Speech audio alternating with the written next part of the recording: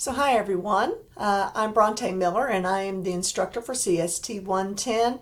In this video I would like to share with you a little bit of information on how to navigate the Canvas site for our course and a little bit about some of my expectations with regard to the course. Okay, so let's get started. So if you look at the Canvas site for our course, there are a number of features that are particularly helpful to you guys. One feature is the announcements page. If I send you an announcement, then that might be a good opportunity for you to find out what I think is going on right now, etc. I've submitted an announcement to you just to begin the course, so hopefully you've already checked that out. If not, then I hope that you will soon. Now, when you get into Canvas, you will land on this home page, and you'll spend most of your time from this home page going to modules. And under modules, you will find several different sections and units that are set up for the course. So if I click on modules, then you will see that I have set up several different units for the course.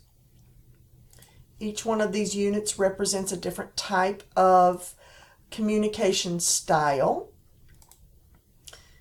And you'll see that I have one that's just general course information.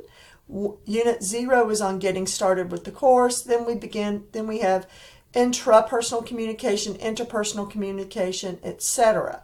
In each unit, then you will see that there are a number of different pages or sections. In Unit 0, for example, I have an instructor video that you can watch. Plus, I have handouts on how to write professional emails, an article on writing professional emails, a little handout on do's and don'ts for professional emails, and this is also where you'll find the quiz. Now, to complete the quiz that you see, then all the information, all of the handouts that are available for you to complete that quiz are here. The information that we have in class, plus these videos, plus these handouts are what you can use to complete your quiz. Now, that's going to be true for all of the units. For example, if in Unit 3, we're going to be going over small group communication. There are two major sections for Unit 3. One's on cultural awareness. The other one is on conflict resolution. The cultural awareness section has an article. No, this is a video from a young woman. It's a TED Talk. And then we have an article on cultural awareness. These two items, along with our classroom work, will be what the cultural awareness quiz is based upon, etc. So as you can see, when you go into Canvas, each module has each unit is within a module, and it contains not only the articles that you'll be reading for the class, it also contains any videos that I'm asking you to watch. It will also contain any quizzes that you're supposed to complete for that particular section, and any course reflections that I ask you to complete. Okay, so now also on the website, if you're back at the home page, you will see that over here on the right hand side, you will see a to-do list of things that are coming up. For example, the syllabus affidavit must be completed right away. And then we have other assignments that are due following that. Okay. If you are interested, one of my favorite features of Canvas is the course calendar. It's over here, a tab on the far left. If you click on the course calendar, what you will see then is you will see calendar items with the different assignments that are due. If I look at September, you'll see that I have a whole lot of assignments that are due in the month of September. What I love about the course calendar is not only will the assignments for CST 110 appear in the course calendar, the assignments for your other courses will also appear in the course calendar. Maybe my assignments are in green, but your history assignments are in pink, etc. So this way, if you look at your calendar at a glance, you'll be able to identify when a lot of things are due and you can manage your time a little bit more wisely.